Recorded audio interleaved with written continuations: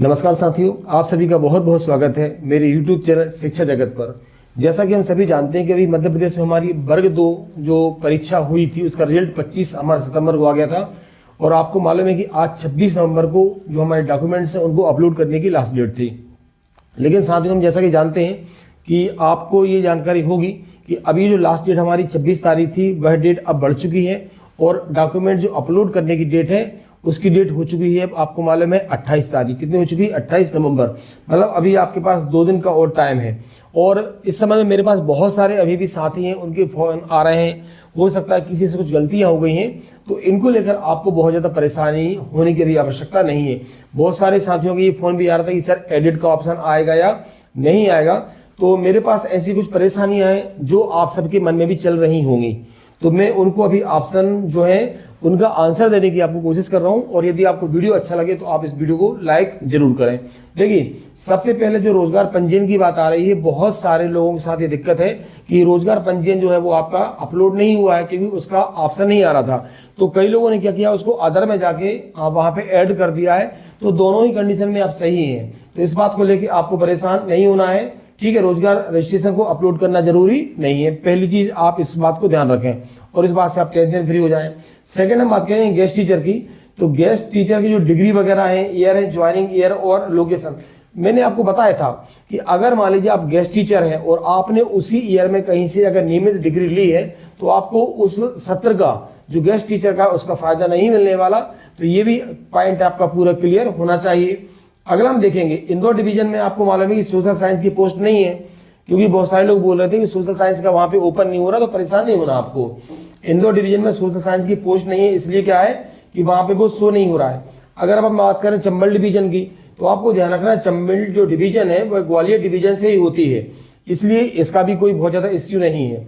अगर हम बात करें जो रिसीव्ड आपको मिली होगी उसमें कुछ दिक्कत आ रही थी, तो रिसीव्ड में केवल प्रोफेशनल क्वालिफिकेशन होती है। अगर पीजी अपलोड है तो पीजी दिखेगा, लेकिन यूजी आपको नहीं दिखेगा। ये नॉर्मल है, इसमें कोई बहुत ज्यादा बड़ी बात नहीं है। अब हम बात करते हैं साथियों कास्ट सर्टिफिकेट, जाति प्रमाण पत्र की बात की।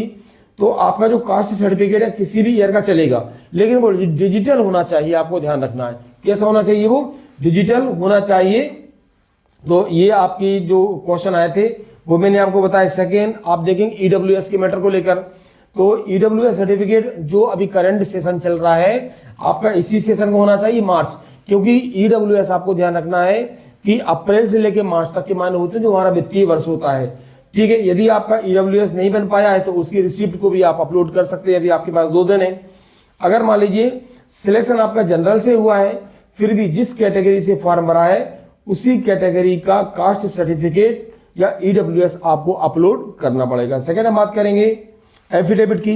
तो एफिडेविट केवल जो एफिडेविट है आपका वह केवल सरनेम में मान्य होगा। ध्यान रखना, आप किसमें मान्य होगा? सरनेम की कंडीशन में आपका केवल मान्य होगा, ये भी आपको ध्यान रखना है। अगर एटीकेटी की वजह से आपका जो गेस्ट टीचर का ईयर और ग्रेजुएशन का ईयर सेम हो जाए, तो दोनों एक ही शहर के हों तो भी कोई समस्या नहीं है, यह भी आपको याद रखना है। अब हम डीएड बीएड की बात करते हैं। डीएड बीएड का रिजल्ट अपलोड करते समय यदि प्रैक्टिकल मार्क्स आपके नहीं है फिर भी कोई समस्या नहीं है, और यदि प्रैक्टिकल मार्क्स जोड़कर अपलोड करते हैं तब भी कोई इश्यू नहीं है। हमें मूल्यवासी जो सर्टिफिकेट है, डोमिसाइल हमारा सर्टिफिकेट, वह आपको अपलोड करना था। तो ये कुछ चीजें थी जो आपके मन में लगातार चल रही थी। तो मैं आपको बता दूं साथियों की सबसे पहली चीज तो आपका ये है कि अभी 2 दिन आपको अपलोड करने का मौका और मिल गया है। यदि कोई साथी, मेरे हिसाब से तो लगभग हमारे जितने भी साथी हैं जिनको डॉक्यूमेंट्स अपलोड करना था उन्होंने सभी ने अपलोड कर दिए होंगे, लेकिन अगर ऐसा कोई साथी है जो अभी रह गया तो 2 दिन डेट और बढ़ गई है। तो आपके साथ में यदि कोई ऐसे व्यक्ति हो आप उन तक यह सूचना जरूर पहुंचाएं। साथ में बहुत सारे मैसेज आ रहे थे सर एडिट का ऑप्शन आएगा, क्योंकि आपने बहुत सारी मिस्टेक शायद कर दी है। 10th की जगह 12th की मार्कशीट अपलोड कर दी, या फिर आपके मन में कोई भी डाउट हो उसको लेकर आपको परेशान नहीं होना है।